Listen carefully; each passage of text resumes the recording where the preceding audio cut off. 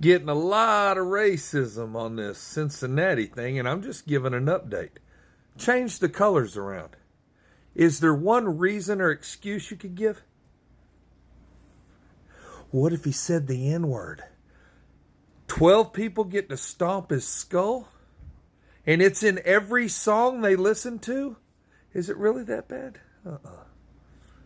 What if he touched them first? 12 people get to jump him and stomp his skull?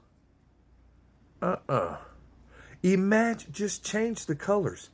Have it let's have it an Asian man surrounded by Native Americans. If you don't want to do white and black, just, you pick it. Pick up Pakistani surrounded by a bunch of Iranians. There's nothing you can say, man. There's nothing. It's always a reason or excuse for you to act a certain way, and people are getting tired of it. People are actually starting communities to get away from it. Why can't we fix our communities we have now? Why Black Americans do not want to live around these heathens. They just don't, man. The inner cities, who I feel sorry for the most is the black elderly Americans that have worked in the 80s, worked in the 90s, and retired in the 2000s. And they built the house, they bought the house and where they could afford, said, hey, man, and now it is. And what these heathens hate worse than just white Americans. The car don't start. Crackers. Everything. They blame white Americans for everything. But look, you know who they hate worse? Black Americans that are excelling, are doing well. Oh, they hate that shit. And that's why your victims are, hey man, enough excuses.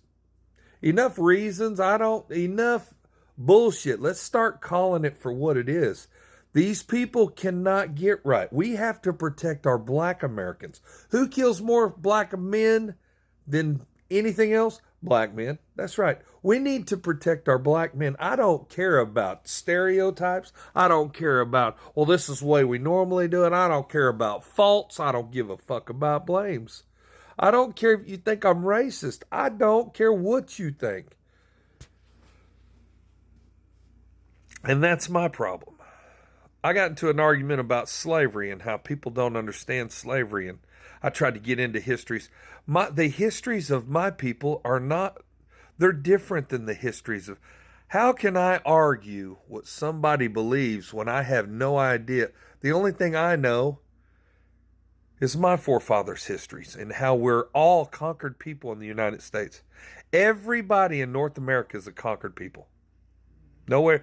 Everybody got a new language. Everybody's got a new religion. There's a reason why you're speaking English from that little bitty country of England. There's reasons for all this.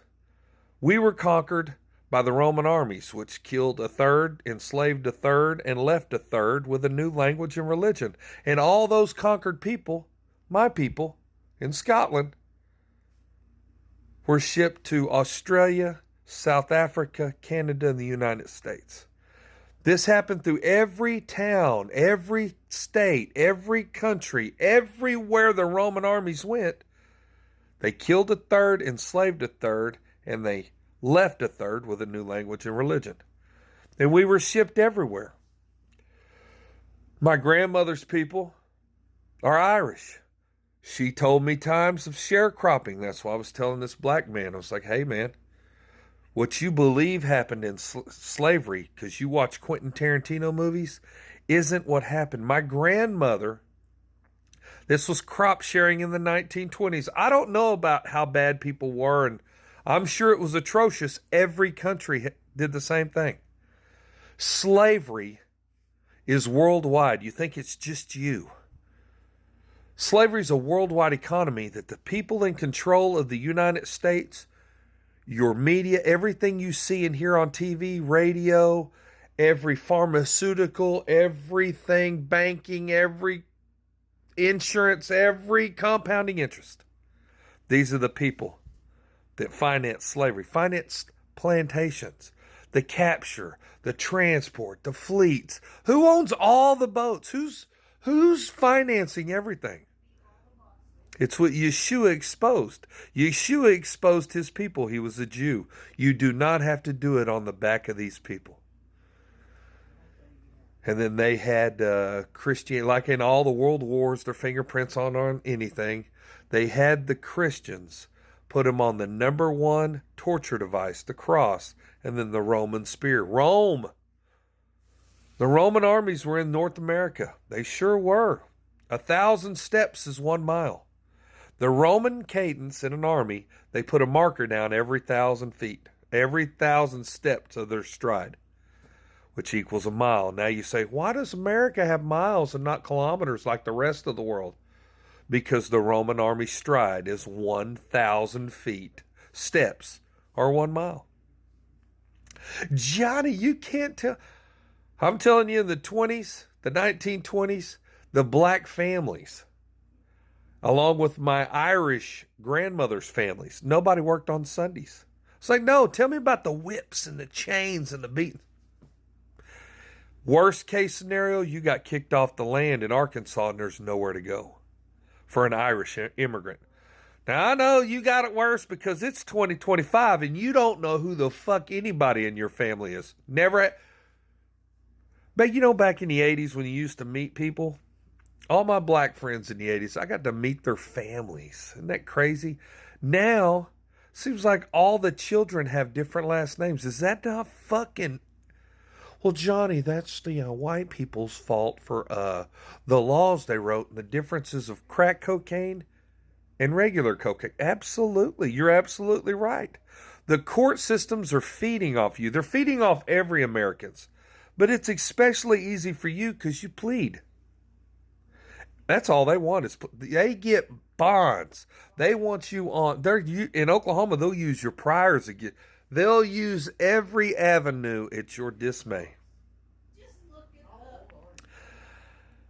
But we're talking about the Cincinnati beatdown, and everybody's like, well, what if he said this? I don't give a fuck what he said. That man should have got, if he said something to another man, you're probably losing them fronts. I'll knock your fucking teeth out. Or don't believe me. Lose them fronts. Man, 12 people jumping him? I've been in a lot of those. I've been on the bottom of those. I love it. I love it. That's why I love prison system. That's why I love the oil field. That's why I went into the U.S. Navy and I learned that I'm a horrible soldier. I'm an amazing warrior. It's a big difference. It's a huge difference. Now I'm an old man and I just sit in my recliner and I talk shit. Some people like it, some people don't, but I'm not a prejudiced person, a racist person. Yeah, I believe Scottish Americans are the best. Can I do that? I wish we could have Scottish American food. But what would that be? Putting something in a sheep's stomach and boiling it? Fuck that. I'll stick with Hispanic food. We need more soul food. We need more Southern foods. We need them greens. We need to quit putting chemicals in our food. That's where I'm at, man. You say, well, you know, if you mention anything about black Americans and why all African Americans can't stand them, they'll call you a name. You're racist. That's fine. Okay, call me that. That's fine. If you say anything about LGBTQ, well, you're a homophobe. Okay, hey, man. I just don't want to see. I don't want to celebrate your sexuality. I don't want to see it. Because that's all they do is, look. I just want to root on gay people, man. Hey, good luck, man. If you find somebody that loves you, good luck. Good for you. If you say anything about the Jewish people, their histories, their faith, their wars, their enemy, you're a anti-Semitic, whatever that means. I can't spell it. But sure, okay, call me all the names you want. I'm going to ask questions and I'm going to say what I think. Even better, I'll say what you think. That's why TikTok bans me on here. Much love, America. Much love.